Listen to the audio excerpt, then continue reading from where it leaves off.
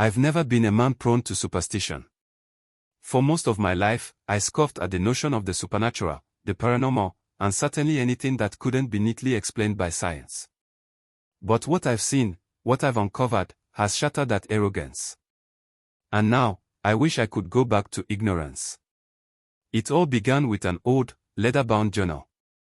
I found it in a box of junk at an estate sale, buried under a pile of cracked, yellowed books that smelled of mildew. The estate belonged to a man named Dr. Edwin Klein, a professor of anthropology who had gone missing over 20 years ago. No one had ever found him or figured out what happened. His disappearance was just another unsolved mystery. The journal, though, I soon realized, was the key.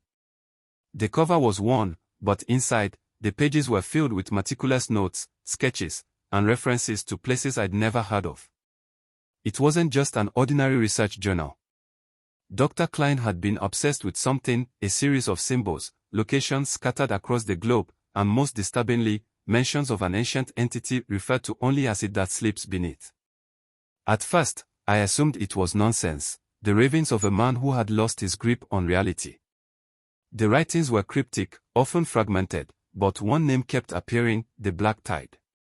It was described as a phenomenon linked to certain coastal areas where, on rare nights, the ocean would recede unnaturally, revealing something below the waves. Something vast, ancient, and waiting. Curiosity got the better of me. I started researching, diving into obscure texts and forgotten archives.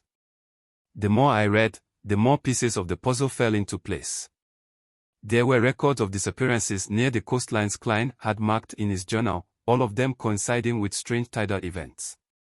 Some reports mentioned entire fishing villages wiped out in a single night, their inhabitants never found. Local legends always blamed the sea. Then, I found a reference to a location close to home, Graymarsh Cove, an isolated bay about 60 miles north of where I lived. It matched one of the coordinates in Klein's journal. That's when I made the decision I'd soon regret. I drove to Graymarsh Cove the following weekend, armed with nothing but a flashlight, the journal, and my overinflated sense of logic. I arrived just before dusk, the sky a dull gray as clouds rolled in from the horizon. The place was desolate, the air thick with the stench of salt water and decay. It was low tide, the beach stretched far out, revealing slick, black sand that seemed to pause beneath my feet. I stood there, staring out at the vast expanse of ocean. There was something unsettling about it. The waves were too still, the water too dark. I couldn't shake the feeling that the sea was watching me. As night fell, the tide began to retreat further than I'd ever seen.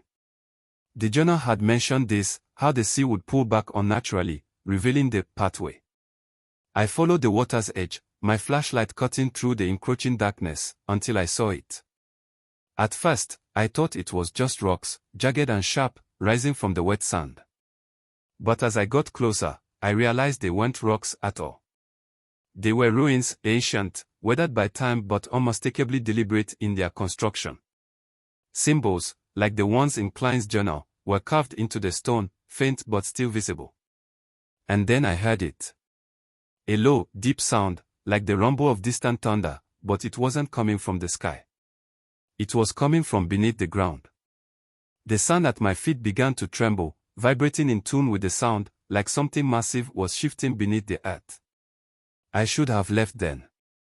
I should have turned around, gotten into my car, and driven far, far away. But I didn't. I couldn't. Something was pulling me forward, something deep in my mind that demanded I see it through. The rumbling grew louder as I moved deeper into the ruins, and the air around me felt heavier, thick with a strange pressure that made it hard to breathe. The symbols on the stones seemed to glow faintly in the dark, pulsing in rhythm with the vibrations beneath my feet. And then the ground split open. It was as if the earth itself had cracked, a deep, jagged chasm opening before me. I stumbled back, barely avoiding falling into the black pit below. The air was cold, impossibly cold, and from the depths, I heard something. A voice. No. Not a voice. A presence. It spoke, not with words, but with a feeling, an overwhelming sense of dread that crawled into my mind, sinking its claws into my thoughts. It that sleeps beneath. I didn't need to hear the words to know what it was. I felt it in my bones, in the marrow of my being. Something ancient, something incomprehensibly vast, was stirring beneath me. I could feel it moving, shifting in the darkness below, waking from a slumber that had lasted for millennia. My mind rebelled, trying to reject the sheer scale of what I was sensing. It wasn't just big. It wasn't just old. It was beyond those concepts. It was infinite. A God, not in the way we understand gods, but in the way that the universe itself might be a God, cold, uncaring, and filled with incomprehensible malice. The rumbling grew more intense, and the ground beneath me began to shake violently. I turned to run, but it was too late. The tide was coming back in, faster than it should have, the water rising unnaturally as if the ocean itself was alive, reaching out for me. I ran, stumbling through the ruins, my feet slipping on the wet sand. The sound grew deafening now, a cacophony of roars and whispers that filled my head. I could feel it behind me, the blackness, the void, rising from the depths of the earth, chasing me. Somehow, I made it back to my car. I don't remember the drive home. All I know is that I left that place, but I haven't truly escaped. It's still with me. The hum in my bones, the whisper in my mind. I hear it every night, growing louder, clearer. It's calling me back, pulling me toward the sea. Toward it that sleeps beneath. I've tried to warn people, but they don't listen. They won't believe me. They won't until they feel it too, until the black tide comes for them, and they hear the whispers. It's waking up. And when it fully awakens, none of us will be safe.